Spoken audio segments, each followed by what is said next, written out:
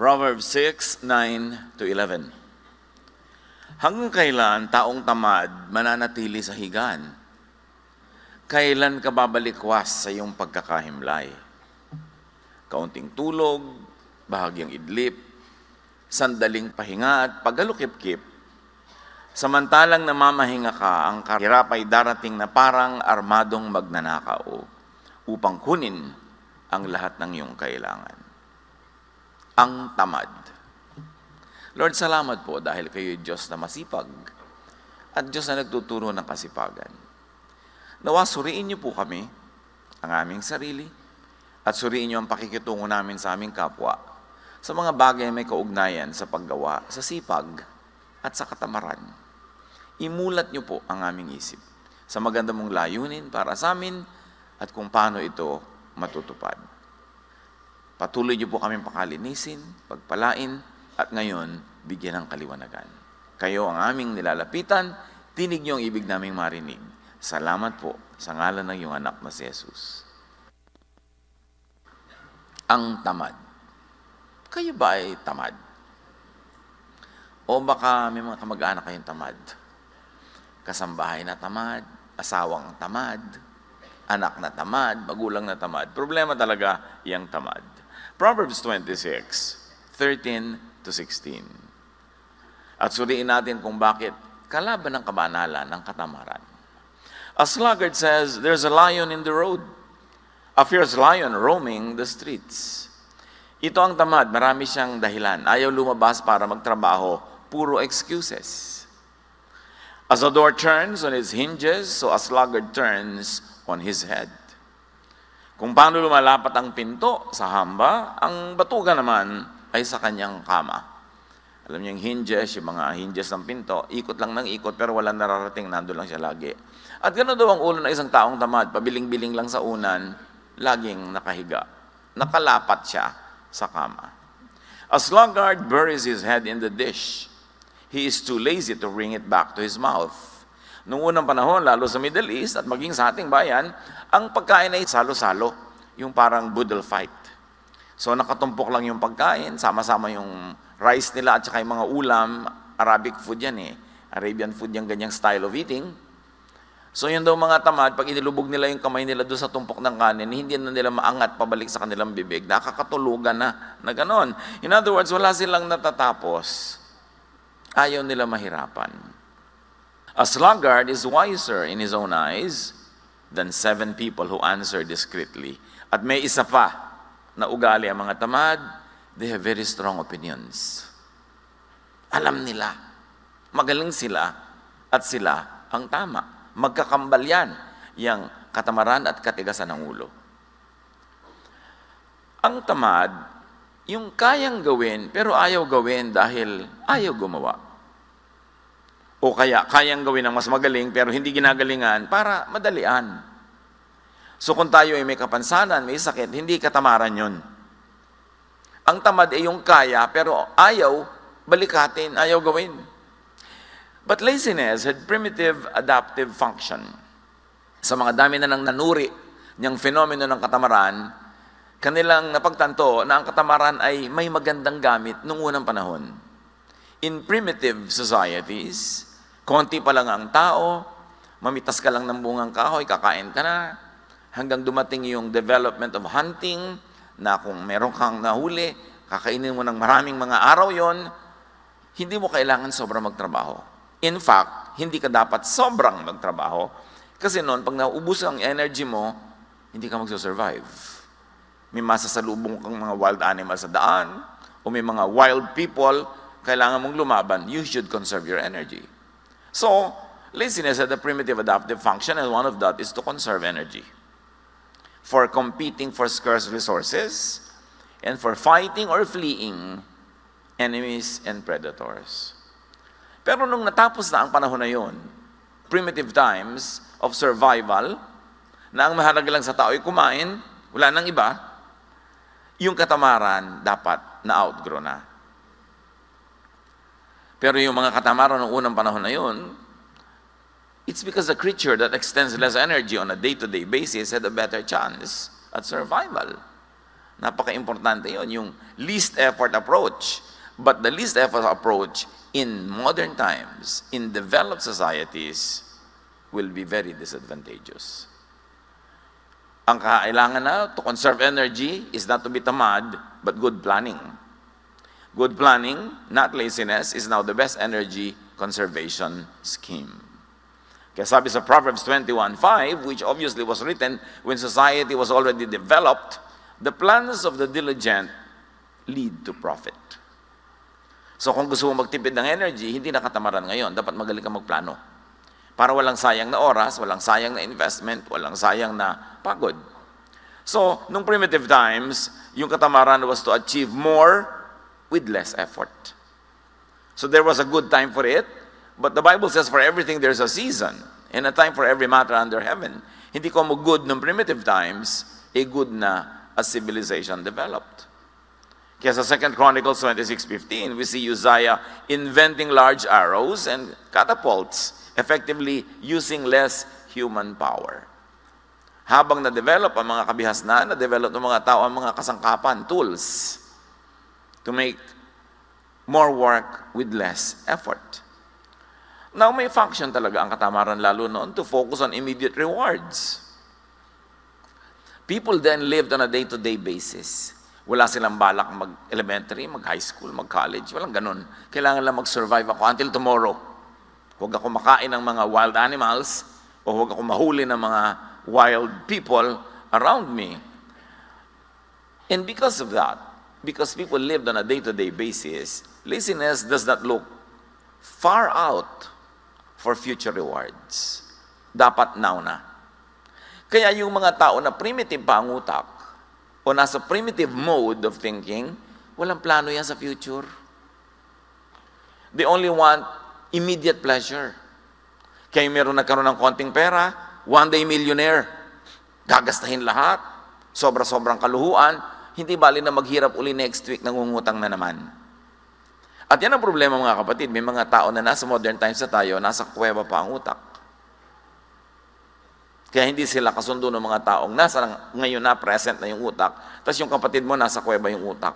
Hindi iniisip yung future. Pag nagkapera, sarap agad. Pag merong pleasure, pwede nang gawin ngayon, hindi bali na bukas. But as livelihood turned from gathering, hunting, which was immediate, to agriculture, laziness had become a liability. Kasi sa agriculture, magtatanim ka sa tamang oras. Pag nahuli ka, maiiwan ka ng mga ulan, mamaya, hindi lalaki ang yung tinanim. O nagtanim na yung mga katabi mo ng palay, ikaw nahuli ng 1 week.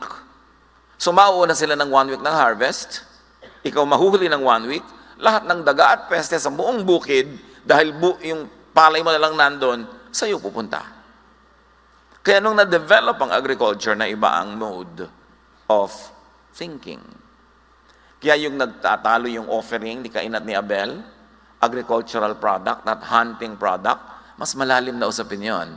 It was a conflict between settled agriculture and the hunter-gatherer culture. Obviously, at the time, that issue was already being debated upon in the minds of the ancients. At naka-embedded yan doon sa mga kwento. Kailangan lang meron kang tool to see it, that it is happening. Kaya sabi sa Proverbs 24, sluggards do not plow in season. So at harvest time, they look but find nothing. So pag hindi ka nagtanim sa panahon, hindi ka aani sa panahon. Hindi pwedeng nahuli ka ng 3 buwan sa pagtatanim, tapos sa anihan, aani ka rin. So kailangan may planning. Hindi ka na pwedeng tamad nung na-develop ang mga communities. Settled kind of life, hindi yung nomadic. As humans became more and more dependent on controlled production like agriculture and livestock, naging malaking weakness and disadvantage ang laziness, na nung primitive times was a virtue. Pero ang problema, may mga lipunan at may mga tao at individuals na hindi nag-grow yung mind from that kind of thinking. Kaya marami mga settlers sa iba't ibang mga bayan, dayo sila sa isang lugar, tapos may mga katutubo doon. Ang reklamo nila lagi, yung mga katutubo daw tamad compared to the settlers. Kasi iba ang mentality ng katutubo, hunter-gatherer. Yung settler, agriculturist. So magkaiba ang mentality nila. Kaya hindi sila nagkakasundo sa ganung mga bagay.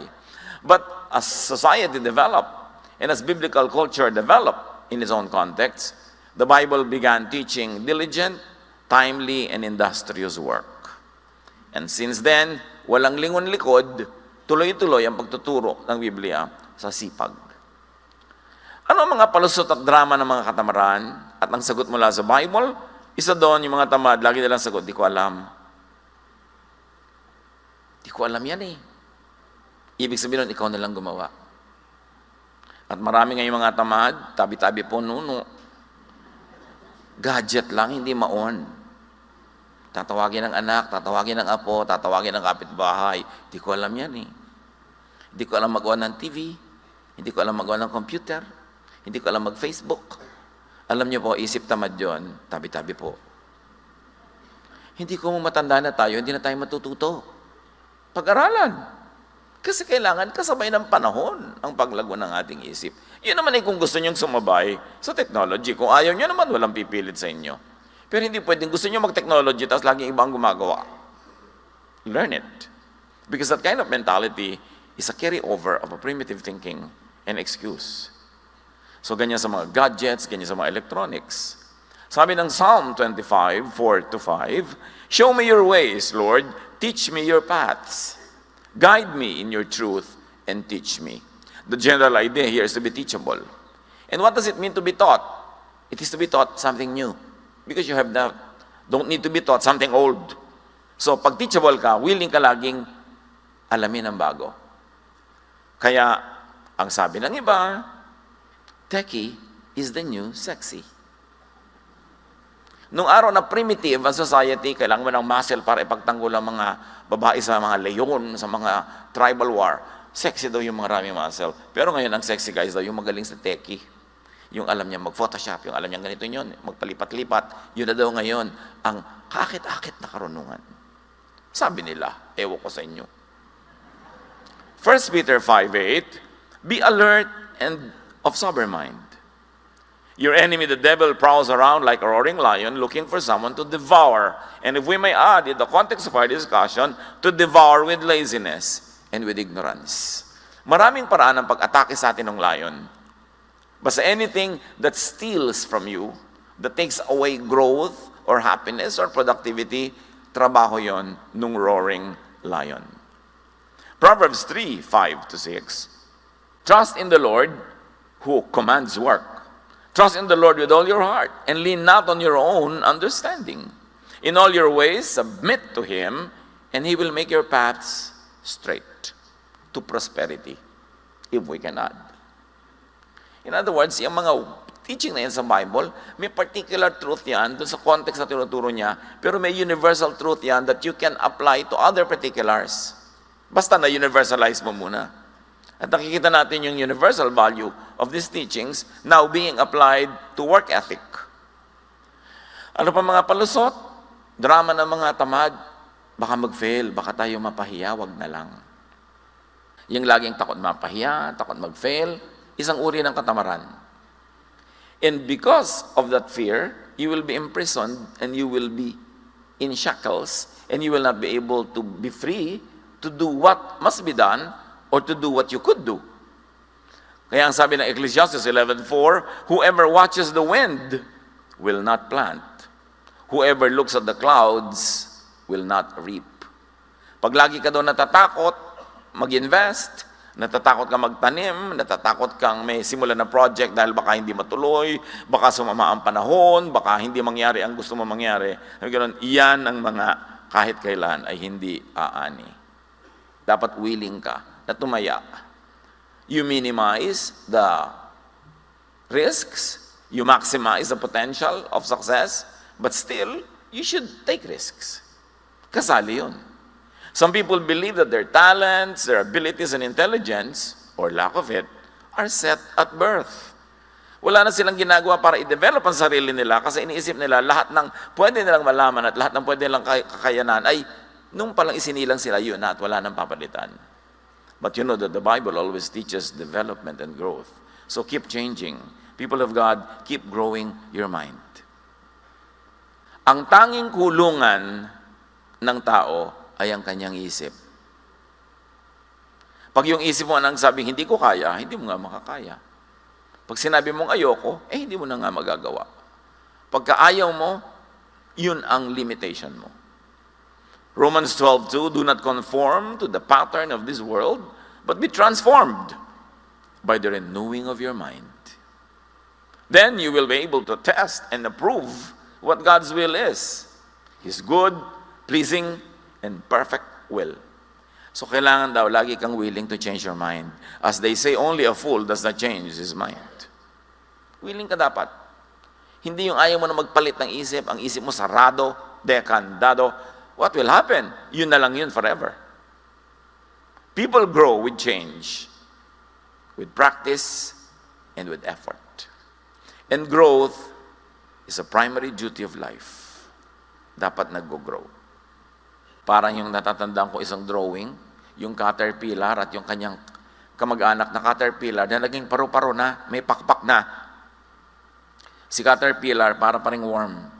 Sabi ni caterpillar kay paru-paro, you changed. Sabi ni paru-paro, we must. Dapat nagbabago. Yung mga kaibigan mo sa baryo nung araw, pag uuwi ka doon, sabi ay, nagbago ka na. Dapat. Alam naman hindi tayo magbago. Ikaw, ayaw mo magbago? Alam nyo, nagsasabi nun, yung nagbago ka na, yung hindi siya umasenso, tas ikaw umasenso. So para tabla na lang kayo, gusto niya, huwag ka rin umasenso. Yung, naku, hindi mo na yan ma-reach. Dapat. Kasi kung nare-reach mo pa rin ako, ibig sabihin hindi ako nag-grow. So yung hindi ma-reach na ibig sabihin, iniiwasan kita, umayabang ako, kundi busy talaga ako eh. Kasi marami kong ginagawa. Marami akong inaatupag, marami akong commitment, so hindi mo ako ma-reach kahit kailan nalang gustuhin mo. Pero makakatsyempo ka rin na ma-reach mo ako. Pero may problema tayo kung kahit kailan kita gusto ma-reach, available ka. Ibig sabihin, wala kang ginagawa. Hindi po kasiraan yung hindi ka na ma-reach. Tiyempo-tiyempo lang yan para mo ma-reach. But an achiever, an active person, a fruitful person, mahirap talaga laging makaladkad dyan. Kasi may mga kaabalahan. Pero hindi tayo dapat nagdadrama na hindi ka na ma-reach, nagbago ka na. Sabi nga nung paru-paro, we must. We cannot remain caterpillars. We must grow wings and fly because we are butterflies. Mayroon pang isang palusot, I can't. Di ko kaya yan. Natinig niyo ba yung katang, di ko kaya, di ko kaya, di ko kaya. Pag sinabi mo ng sinabi yun, talagang hindi mo na nga kakayanin kasi nagpasya ka na di ko kaya. Laziness often comes from neurotic fear. Sa takot, abnormal takot na mabigo, na masaktan, na malugi, ayaw na lang. Namimili yung between the classical fear na flight or fight. Pagka man natakot ka, anong gagawin mo? Tatakas o lalaban? So maraming tamad, tumatakas na lang kaysa lumaban. But of course, in wise life every day, you must choose if it's better and more beneficial to just fly away rather than fight. Pero sa mga challenges sa buhay, yung mga gusto mo ma-achieve, pagka lagi ka lang tumatakas, wala kang wagi. Matthew 25:25, sabi noong lazy servant na binigyan ng mga puhunan na hindi niya ipinamuhunan at itinago lang niya sa lupa, I was afraid and went out and hid your gold in the ground. See, here is what belongs to you. Yan yung parable of the talents. Nagbigay yung Diyos ng talent or puhunan sa tatlong iba't ibang tao. Yung pangatlo, wala siyang ginawa, tinago lang niya sa lupa. So sabi nung Panginoon niya na representative ng Diyos, bawiin yung konting nasa kanya. Ang konti na nga na ibinigay, hindi pa pinarami. Bawiin at ibigay dun sa mayaman na. Kung minsan, yung mayaman na yumayaman na, kasi masipag. Hindi naman laging masamang ang mayaman, yumayaman. Kasi meron din silang sipag. Meron din ginagawa. Kaya kailangan, pag binibigyan tayo ng mga katangian, ng mga puhunan ng Diyos, paramihin. Yun ang gusto niya. So let us all challenge fear and laziness. Dapat fight, hindi flight. Numbers 13:30-31, no ang mga espiya ng Israel ay minanmanan nila yung lugar na dapat ay magiging kanila, pero may mga tao, sabi nung mga kasamahan, naku, ang lalaki ng tao doon, para mga higante, titirisin lang nila tayo, huwag na lang tayong tumuloy. Then Caleb silenced the people before Moses and said, We should go up and take possession of the land, for we can certainly do it. But the men who had gone up with him said, we can't attack those people. They are stronger than we are. So ito yung fight or flight. Most of the people were choosing to fly away when Caleb said, let's fight. Let's go for it. What do you do with your problems pag parang malaki? Umiiwas kayo, tumatakbo palayo, o hinaharap nyo at sinisikap nyong magwagi.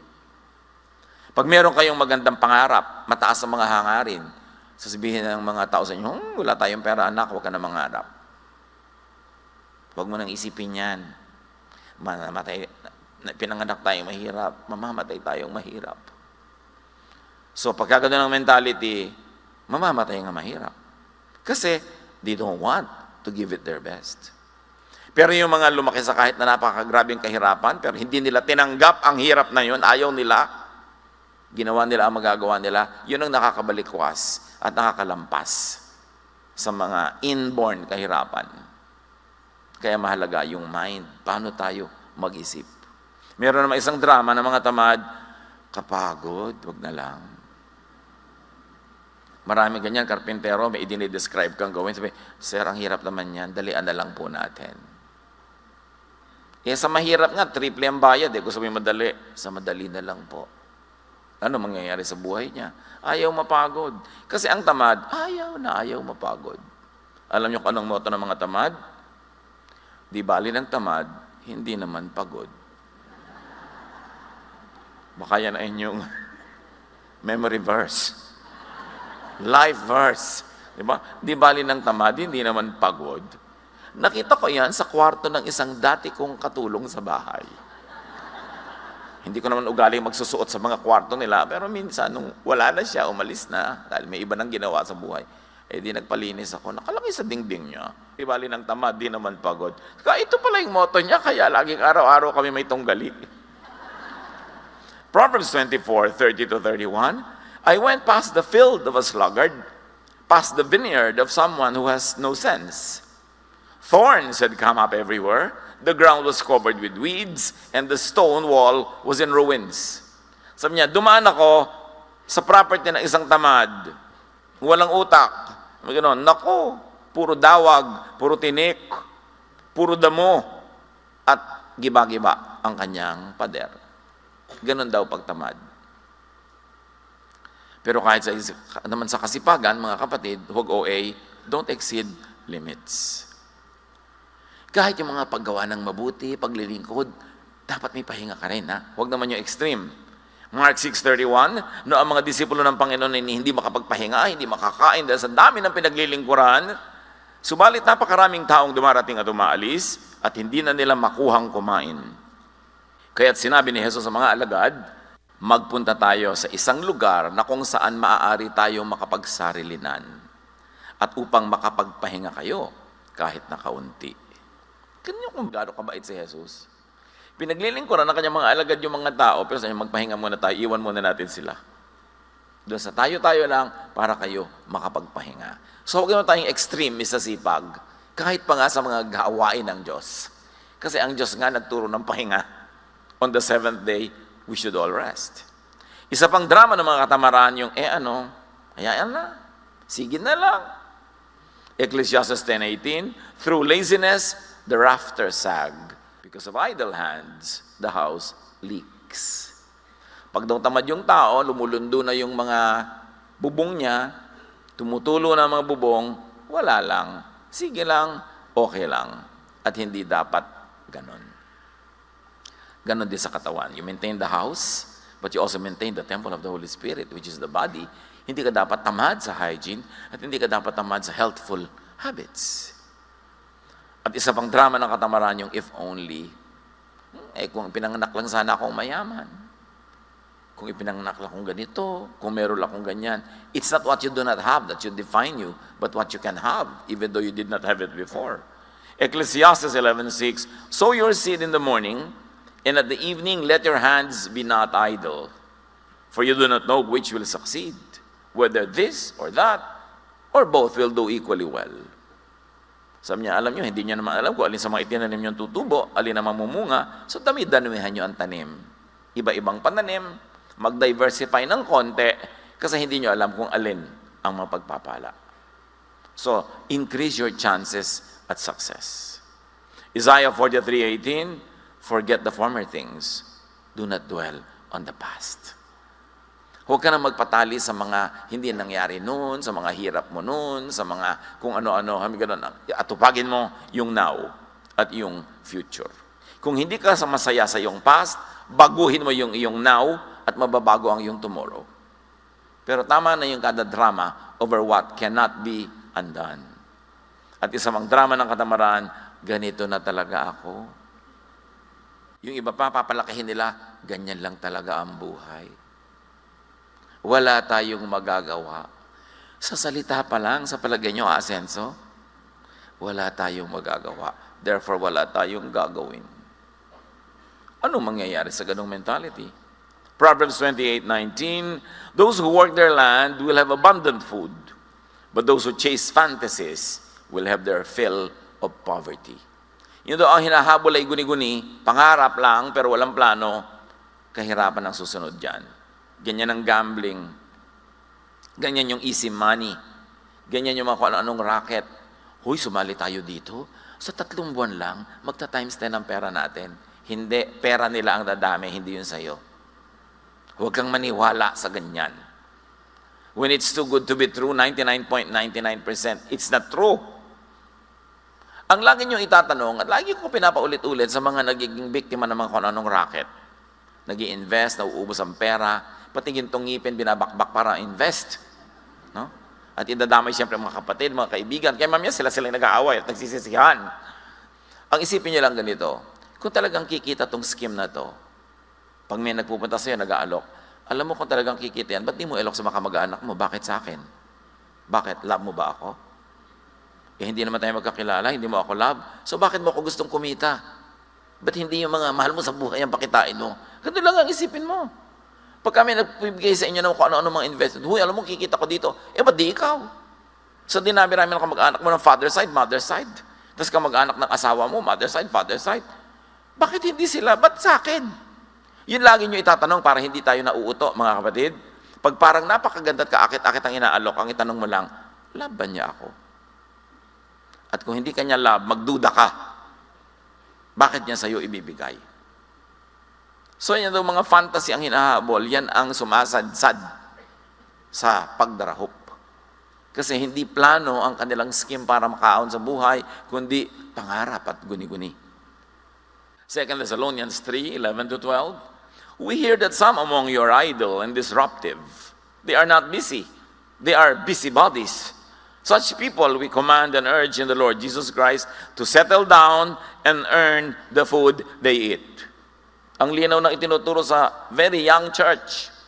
Kasi marami sa young church, akala nila dahil Jesus is loving, dahil because we love, therefore hindi na ako magtatrabaho, bigyan mo na lang ako. Therefore, may sakit ako, ipagamot mo ako. Therefore, nangangailangan ako, ibigay mo na ibigay. Ang daming abusadong Kristyan. Kasi akala nila, ganun ang ibig sabihin ng God's love. Kaya marami sa mga churches, pagka medyo may kaya ka, tapos may sister, diba? Mag-isip-isip ka, diba? Kabala ka na niya utangan next week. Yung pa-sweetie-sweetie pie sa'yo, diba? Sister. That's why I always advise people, meron kang sariling kumpanya, gusto mong mag-Bible study doon, kumuha ka nila ng ibang teacher.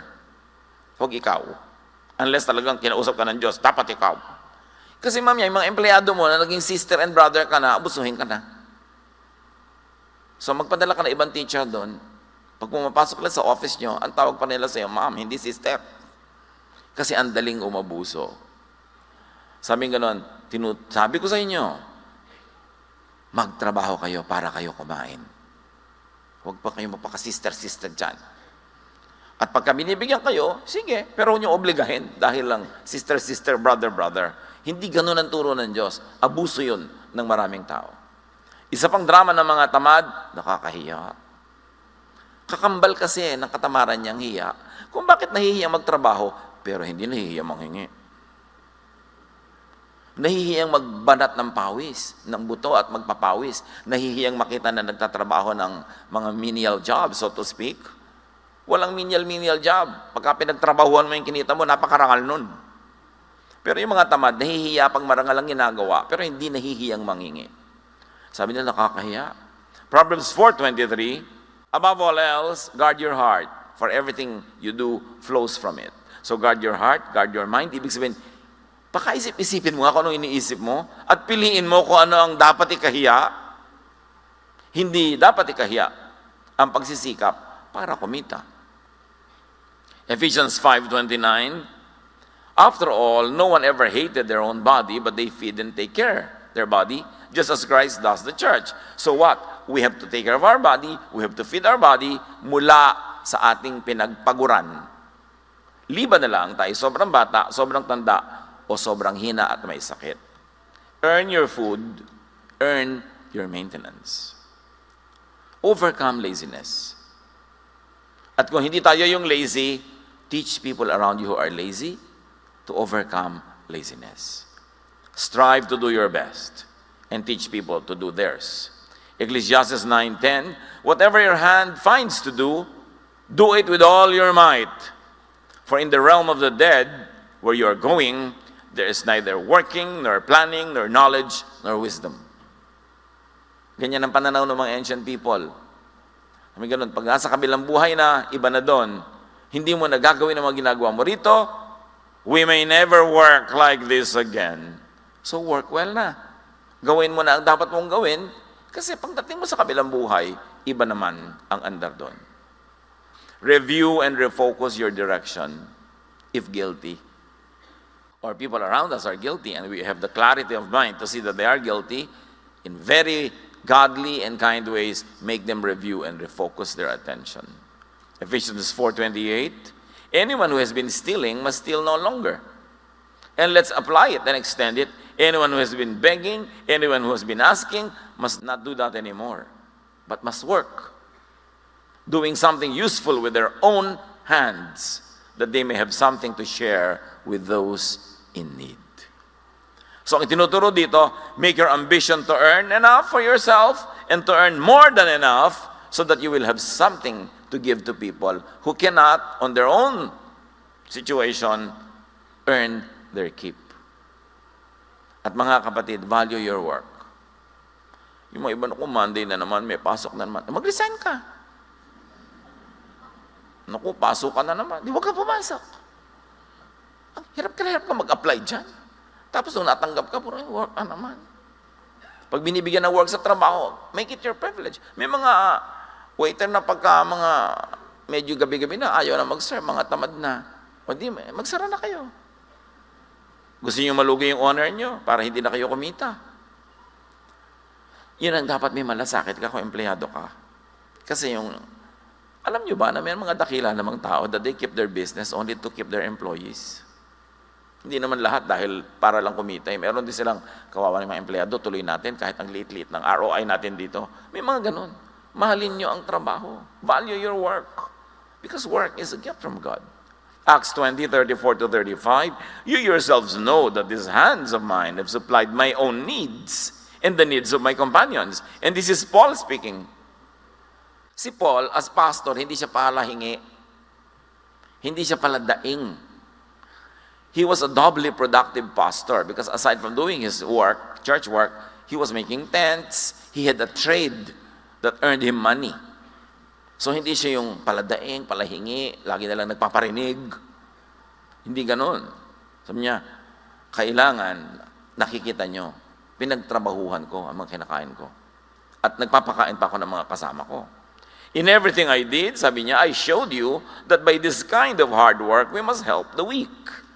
Remembering the words of the Lord Jesus himself, it is more blessed to give than to receive.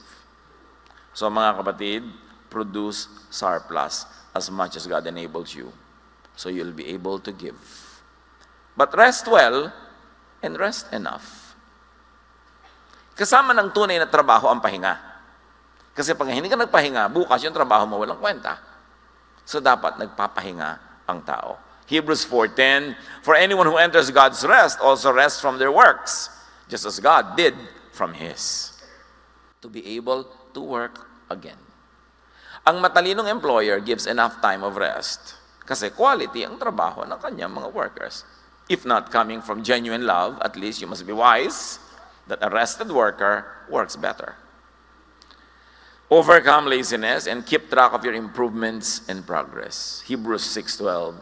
We do not want you to become lazy, but to imitate those who, through faith and patience, inherit what has been promised. And this is spiritual and practical laziness being discussed here. So, sabi nga nila, be sipag. Kailangan masipag tayo. Don't be tamad. Proverbs 19:15, ang taong tamad ay laging nakatihaya, kaya't siya'y magugutom, walang panlagay sa sikmura. Take note, meron din mga lagi nakataob. No? Kasi nakataob sila mahiga. So ano lang yan? Figure of speech. May mga tamad, lagi na lang nagpapahinga, hindi naman pagod. Bakit pahinga ka ng pahinga? Teach the lazy to be sipag. Huwag konsentihin. Huwag premyuhan. At dito magaling ang maraming ina sa bayang Pilipinas. Nagpe-premyo sa mga anak na tamad. At ang pinarurusahan, mga anak na masipag. Anak, kawawa naman yung kapatid mo. Nakabuntis. Ipadoktor mo yung nabuntis. Ikaw magbayad sa panganganak at sa gatas at sa pag-aaral anak hanggang mag-college. Kawawa ang kapatid mo. Gusto mo yung inay, sa akin hindi kayo naaawa. Yung tamad yung batugan na anak nyo, lagi na lang yun, laging pinagdidilhensya sa akin. Nakaprenda na ang kaluluwa ko ka. Tutubos dyan sa anak nyo, sa preso. Ang gusto pa, magandang motor. Ang cellphone, gusto pa, latest. Wala namang kita. Pero maraming ganun magulang. Laging binabakalan yung matinong anak. Para doon sa mga anak na batugan. No, that is not godly. Proverbs 6:6-8. Go to the ant, you sluggard. Consider its ways and be wise. It has no commander, no overseer or ruler, yet it stores its provisions in summer and gathers its food at harvest. Sabi, sa langgam lang, pwede na kayo matuto eh. Ang sisipag nila. So dapat ganun din ang tao. Higit pa ron. Reward kasipagan, do not reward katamaran. Kaya maraming tamad kasi maraming konsentidor. Subukan yung magutom yan pagka hindi talaga nagtrabaho. Pero lagi natin sinasagip sa mga pagkakalunod nila na sila naman ang tumatalon sa tubig. Lagi nating inililigtas sa mga problemang sila ang gumagawa. Lagi nating inilalayo sa mga pagsisingil sa kanila na mga inutangan nila. At ang ating ipinapahamak, ginagasgas, inaabuso, yung matitinong miyembro ng ating pamilya. That is not godly. 2 Thessalonians 3:10, nang kami ay kasama pa ninyo, itong itinuro namin sa inyo, huwag ninyong pakainin ang sinumang ayaw magtrabaho. Sa Bible galing yan ha. Ba't ninyo isulat sa Manila paper, pentel pen, at ilagay nyo sa inyong dingding? Yung mga anak nyo batugan na, yan ang ulam. May binigay ka bang pamalengke? Wala. Ayan, daliri mo, ipalaman mo sa tinapay, anak. Hindi ka naman nag-entrega, hanap ka pa ng hanap ng ulam. Kasi kinukonsente. Charity is to give to the needy. Pero hindi lang tayo called to be charitable, we're also called to be just. Justice is to give to the deserving. Yan ang drama ng lahat ng politiko natin eh. Laging give to the poor. Wala pa ako narinig sa politiko na give to the deserving. Lagi nilang gustong hututin yung tax na binabayad ng middle class na overtax and overwork para ipamigay sa mga hindi nagbabayad ng tax. Although yung iba naman talaga dahil sa hirap, hindi tuloy makabayad. So may mga deserving talagang tulungan, pero hindi lagi tayong romantic to always give to the needy, forgetting to give to the deserving. Sa mga anak ninyo, mga kamag-anak ninyo, mga empleyado nyo, yung deserving huwag niyong pabayaan. Although meron pa rin tayo siyempre charities, we give to the needy who cannot on their own power and energy feed themselves. Because they are too young, too old, or too sick. Pero ang laki-laki ng katawan, napakabatugan, gym ng gym, nagpapabili pa sa'yo ng supplements. Tapos pinapagalaw-galaw niya yung mga muscle niya na ganyan na hindi naman kumikita. Sana napagkakakitaan yung gaganon-ganon na muscle, no? Importante, Huwag tayong konsentidor sa tamad. Huwag tayong extremely charitable that we forget to be just. Ecclesiastes 7:18, whoever fears God will avoid all extremes. Father, teach us to be balanced in our thinking sa pagbibigay namin sa needy at sa worthy. Sa aming pagkita at paggastos, maging balanse ang aming isip. At lagi namin pahalagahan ang sipag. Tumulong kami sa tunay na nangangailangan at hindi kayang tulungan ng mga sarili nila, pero turuan mo kami, Lord. Magturo din ng disiplina sa mga tatamad-tamad lang, kaya walang makain. Teach us. Pagbulay-bulayan natin mga kapatid ang application nito sa ating mga pamilya and workplaces.